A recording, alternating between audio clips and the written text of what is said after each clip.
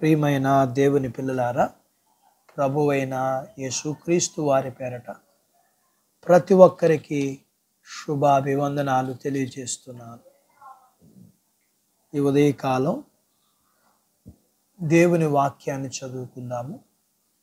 మత్తయి సువార్త 21వ అధ్యాయము 4వ వచనాన్ని చదువుతున్నాను.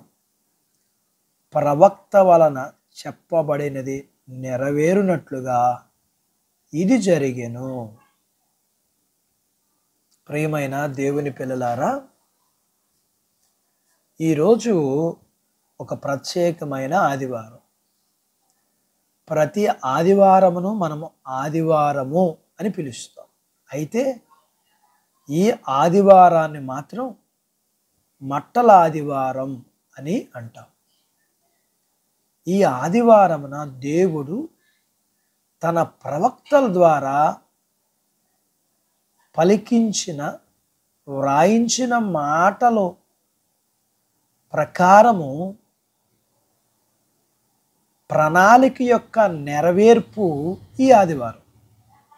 ఇక్కడ మనకు కనపడేది ప్రభువారు ఎప్పుడు నడిచి దేవాలయానికి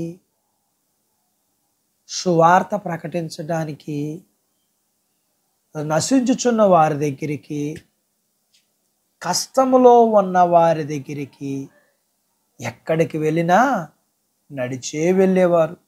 అయితే ఇప్పుడు మాత్రం గాడిదను ఎక్కి వెళ్ళినట్లుగా చూస్తాం. గాడిదను ఎక్కడానికి ఎవరు అంతగా ఇష్టపడరు. కారణం, అది పేదవారి ప్రయాణపు వాహనం. ఈ సృష్టి అంతటికి కారణభూతుడైన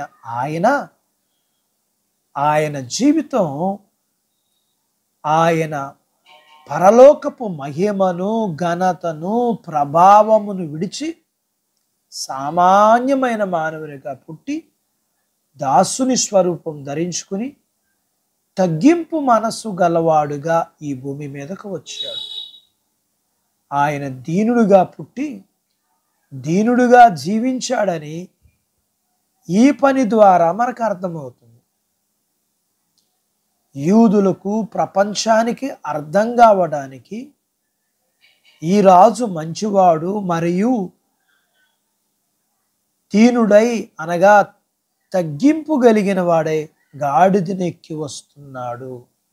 మరియు మనకి కనబడేది మట్టలు, గుడ్డలు కనబడుతున్నాయి. వారి మట్టలతో ఆయనకి స్వాగతం పలికారు. చెట్లు మనుషులుగా ఎంచబడి ప్రతివారు ఆయనని అంగీకరించాలనేది దేవుని యొక్క ఉద్దేశం. అంగీకరిస్తే మేలు కదా. వస్త్రాలు, మన క్రియలు మురికి గుడ్డలు. దేవుని దయ వలన మనము నీతిమంతులుగా తీర్చబడతాం. ఇదంతా దేవుని ప్రణాళిక ప్రకారం జరుగుతున్నది. మానవుని కోసం దేవుని యొక్క తగ్గింపు జీవితం మనకి కనబడుతుంది. అది మనకి అర్థమైతే మనము కూడా మంచివారిగా తగ్గింపు జీవితాన్ని కలిగి ఆయనకులాగా జీవిస్తాం. అట్టి బాధ్యత దేవుడు నీకు దయచేయునుగాక. ఆమేన్. దేవుడు తన మాటలు మన కొరకు దీవించునుగాక. ఆమేన్. ప్రార్థించుకుందాం. మమ్మల్ని మిక్కిలిగా ప్రేమించిన మా ప్రియ పరలోకపు తండ్రి, ఈ మట్టల ఆదివారం నాడు మీరు ఎలాగా